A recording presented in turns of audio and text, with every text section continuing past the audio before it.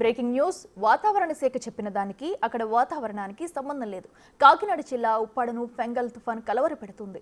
బంగాళాఖాతంలో ఏర్పడిన వాయుగుండం తుఫానుగా మారిన నేపథ్యంలో తెల్లవారుజాము నుంచి వాతావరణం మారిపోయింది.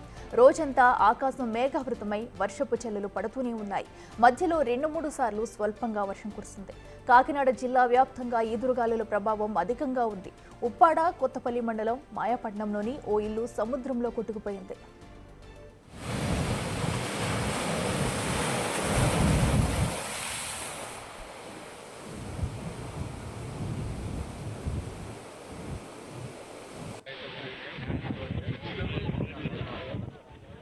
అయితే వాతావరణ శాఖ మాత్రం జిల్లాపై తుఫాను ప్రభావం అంతగా ఉండదని సెలవిస్తుంది. కాగా ఉప్పాడలో అంతకు భిన్నంగా వాతావరణ పరిస్థితులు ఉండటం గమనార్హం.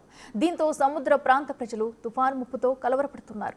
తీరం దాటిన తర్వాత తుఫాను ప్రభావం లేకుండా ఉంటే నష్టం జరగకుండా గట్టెక్కుతామని భావిస్తున్నారు స్థానికులు.